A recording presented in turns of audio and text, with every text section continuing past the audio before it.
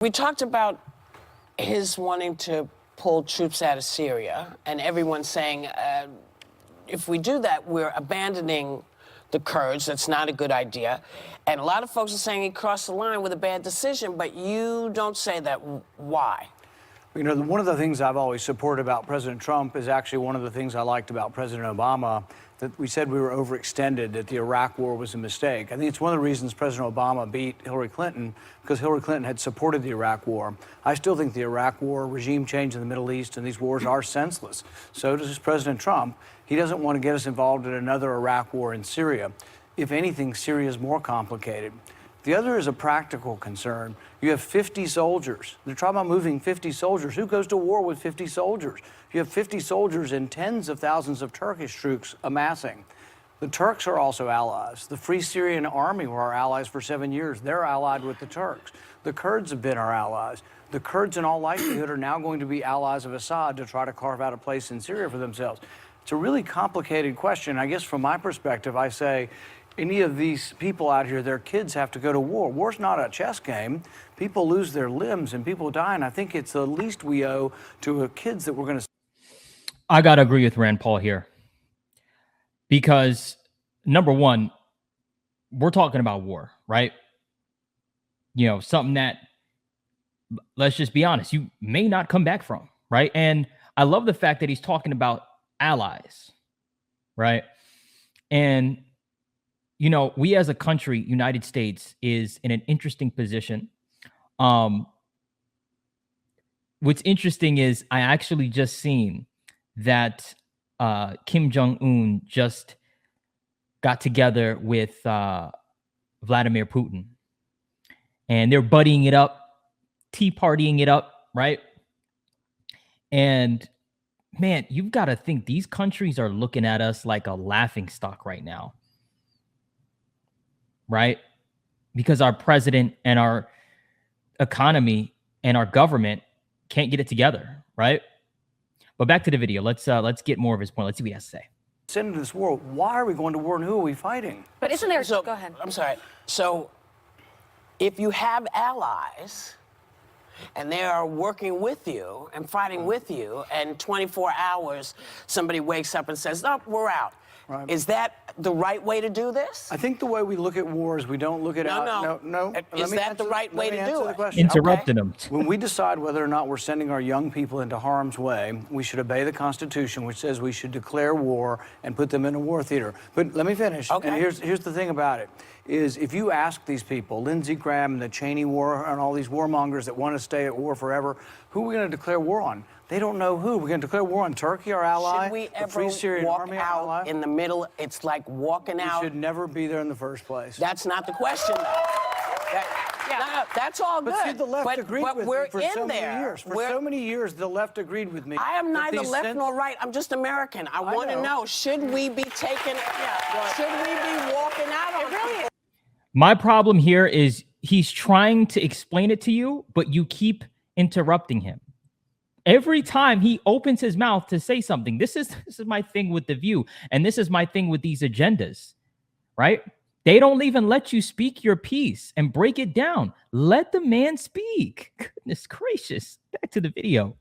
But here's the thing is, left and right have agreed in the past that regime change doesn't work. When we got rid of Hussein, we got chaos and more terrorism. When we got rid of Gaddafi, chaos and more terrorism. But Senator, we're here now, though. But we're here. Yeah. We're not really here. We got 50 people. We're not doing anything. Yeah, but frankly, 50 people hold on, is very symbolic. Hold on. And that is why it kept Turkey from invading. You tell their parents Isn't that true? You tell the parents of those 50 kids how great the symbolism was when a suicide bomber blows up all 50 kids. But didn't it keep Turkey from invading? No, I'm not. Gave you tell Turkey their parents. The green light. You tell their parents why they're there. But isn't that true? You tell their parents why they're there. Isn't it true that Turkey did not invade? How do you feel about the video that we're seeing of the Kurds getting slaughtered? I find the position of pulling out of these wars, that's a popular one, and I am there. There's a difference in having a strategy and leaving the Kurds there to die, which is where they are now. They are left there to die, and that is now, here's what I'd argue. that's simply wrong. It's the That's GOP's simply wrong. problem. That's simply wrong. ISIS fighters, as being reported, thousands are going to escape from these prisons because the Kurds can't protect themselves.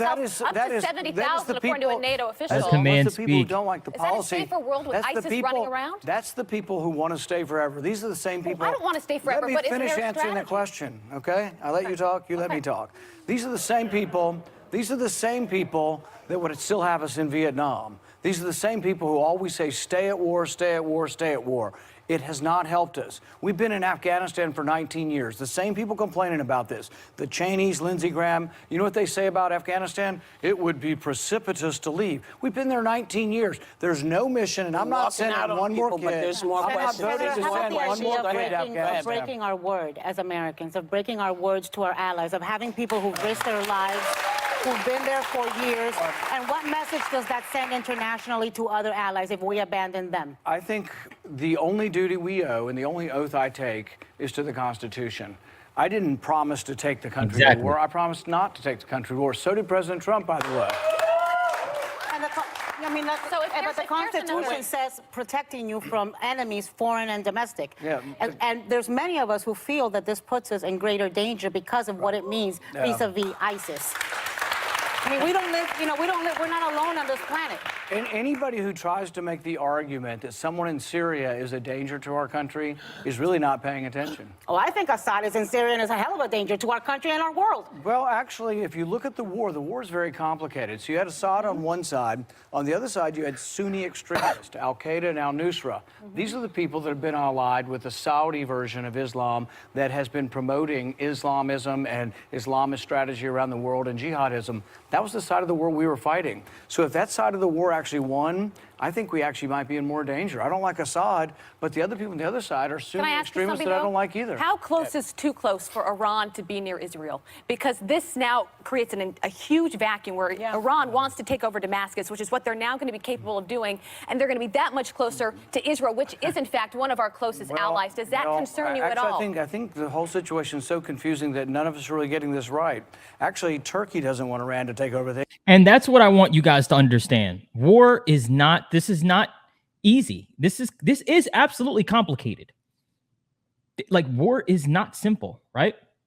It's not an easy thing, right? But to speak definitively like that, when it's not like you have government intelligence at all, right? I mean, let's just be honest, right? There's speculation. But what I like what Rand Paul is doing is he's coming with the facts versus The View is literally not. like there's no way else to put it, right? Like, it's literally just that simple, right? So, and see, that I respect. See, I can respect that. Because now I can look and say, okay, now I can make my opinion based off of that, not off of emotions. That's the problem, right? And I don't want to hear that we're being looked at in a certain way, because you know what? These countries have been looking at the United States a certain way. So what are you talking about? Back to the video. Israel doesn't want Iran to take over everything. And in fact, Israel actually stands up for themselves all the time. We may end up being in a bigger war. Let me finish. Don't interrupt. So Iran gets up against the border. I'm sorry, Senator. So I am interrupting Iran comes up against the border, and Israel We'll be right pushes it back. Oh, you see that? You see that? Social. That's the problem. That's my problem with this show. That's my problem. Let them talk. Let him finish. As soon as he starts cooking up, oh, we'll be right back. Oh yeah, we gotta go. He's talking to. He's spitting facts. We gotta go. Like, that's what they do. Back to the video. Bernie Sanders is no longer alone on the debate stage. It seems like we're hearing more and more about socialism. In fact, 43% of Americans think it's a good thing. You are on the complete other end of that. Tell us about this book. Well, one of the things we learned in writing the book is a lot of people say, well, we're not for Stalin, we're not for Hitler, we're for Scandinavia. So as we were researching the book, we actually found that Bernie Sanders' form of socialism actually is unpopular, and he would never get elected to anything in Denmark. In fact, the Prime Minister of Denmark, when he heard Bernie was going around saying they were socialists, says, no, we're not socialists. We have private property, a stock exchange, we have low corporate income taxes, we don't have a minimum wage. And the big difference, and this is where the big lie comes from. Bernie says we're going to give you all this free stuff, but we're only going to tax the rich people.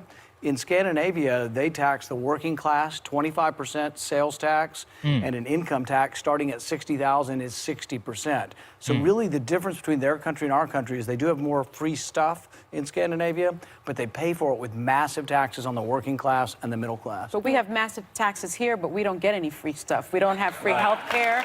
Well, our public education system is a problem. It seems like the only people that get free stuff are the very, very wealthy. No, we have a different form of taxation in our country. Ours is much more progressive. So we've taken the poor off of the rolls. They don't pay income tax anymore. Most people below $50,000 don't pay any income tax. The top 1% in our country pay 40%. Our audience says that's not true. Well, the IRS statistics say that the top 1% in our country pay 40% of the income tax, and that Google is free, guys. Google is free. those making But our audience says this is not true. Google is free. less than $50,000. Donald Trump doesn't pay any income tax. Let me ask you this, because I live in Miami. There's tens of thousands of Venezuelan exiles living there. You talk a lot about Venezuela in your new book. I get a lot of political ads from the Republican Party. Donald Trump has tweeted this. Many have tweeted this. If you vote for Democrats, they will turn the United States into Venezuela. Do you think that's a fair statement to make? Well, if you vote for a socialist, you might get socialism. Come on, don't do that. Maduro is not a socialist. He's a corrupt, murderous thug who is starving his people. That's not true. That's not true? Maduro's not a thug and a murderer it's not who's true. starving his people. Let's have a conversation here. Chavez was a socialist, and socialism was the economic system And of they Venezuela. stole. It's a And so- kleptocracy. It's I know, not socialism. But here's the question is, they voted for socialism. They voted for, let me finish. No, I can't let you finish. If you're going to say Maduro's not a murderous thug, I'm not letting you finish. When you don't agree with them, Wait, but and you don't go with the agenda, no, hold on, no. I'm not gonna let you finish. I'm not gonna let you finish. No, you see, I'm doing it to you now. Yeah. When you don't agree with them, they cut you off. And look, shout out to Rand Paul for handling it like a champ, man. Shout out to him for handling it like a champ. Back to the video.